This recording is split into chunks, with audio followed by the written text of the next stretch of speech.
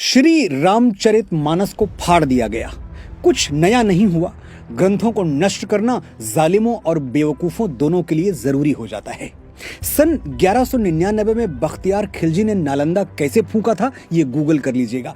एक ढूंढेंगे 100 कहानियां मिलेंगी जहां लोग तीर तलवार तोप और बारूद से नहीं किताबों से घबरा गए। इस बार निशाने पर हैं गोस्वामी बाबा तुलसीदास। क्यों? क्योंकि उन्होंने श्री रामचरितमानस में लिख दिया, ढोल गंवार शूद्र पशु नारी सकल ताड़ना के अधिकारी। दलितों और महिलाओं का घोर अपमान कर दिया बाबा ने, और अपमान हुआ है ये समझने में हमको 400 साल लग गए। बड़ा लेट रिएक्शन आया। धक्का 400 साल पहले दिया, गिरे अब। मैं बाबा तुलसीदास में अटूट श्रद्धा रखता हूं, लेकिन वो तो पूरा देश रखता है। 150 को छोड़ दीजिए तो कौन है जो बाबा का भक्त नहीं है। लेकिन आज मैं बाबा को एक श्रद्धालु की तरह नहीं, एक राइटर की तरह अप्रोच करूंगा और आपको बताऊंगा कि क्या उन्होंने ये चौपाई लिखकर गलत किया। अब बाबा होते तो मेरी जरूरत नहीं थी। सोशल मीडिया से लेकर प्रेस कॉन्फ्रेंस और प्राइम टाइम तक हर जगह अपनी सफाई खुद पेश कर देते और बात साफ हो जाती।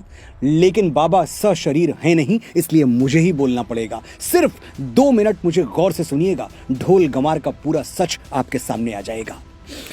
ऊपर वाला रॉन्ग हो सकता है, लेकिन डोंग कभी रॉन्ग नहीं होता। बचपन में तहलका फिल्म देखी थी जिसमें अमरीश पुरी साहब ये डायलॉग बोलते हैं। तो क्या फिल्म के राइटर्स कहना चाह रहे थे कि डोंग सचमुच ऊपर वाले से बड़ा है?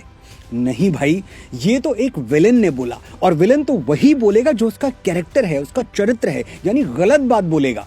इसे फिल्म के राइटर का विचार नहीं माना जा सकता। पॉइंट यही है, जब फिल्म के डायलॉग उसके कैरेक्टर के विचार हैं, राइटर के नहीं, तो फिर श्री रामचरितमानस में खलनायक समुद्र के विचार बाबा तुलसीदास के विचार कैसे हो गए?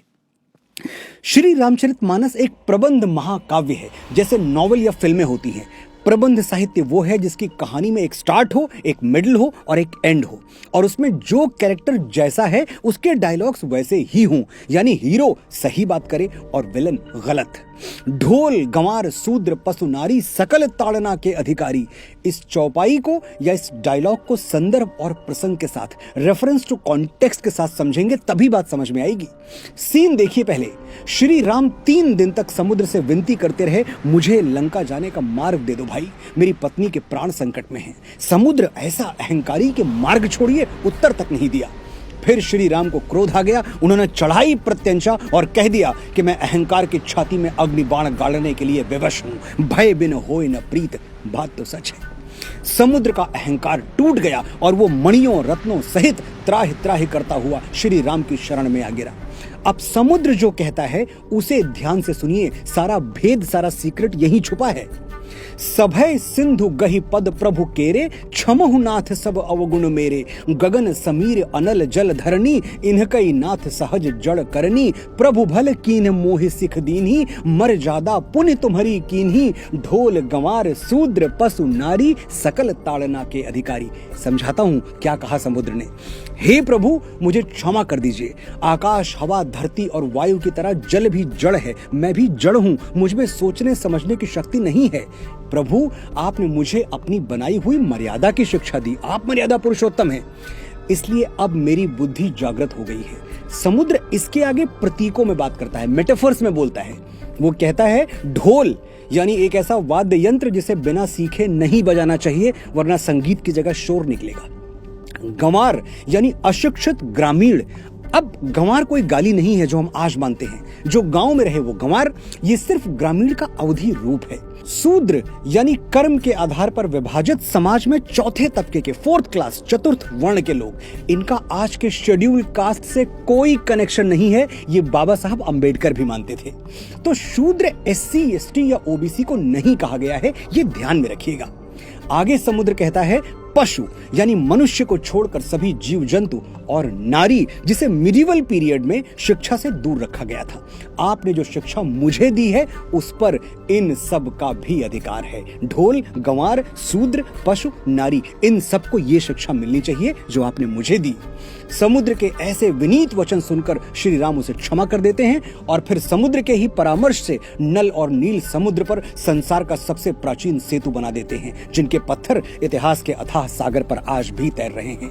अब आप ही बताइएगा, ढोल गंवार शूद्र पशु नारी सकल ताड़ना के अधिकारी, ये श्री राम के थॉट्स हैं या गोस्वामी तुलसीदास के? दोनों के नहीं, ये विचार 100% 100% समुद्र के हैं और किसी भी एंगल से गलत नहीं है। जरूरत है सिर्फ खुले और साफ मन से एनालाइज करने की, सोचने की, समझने की।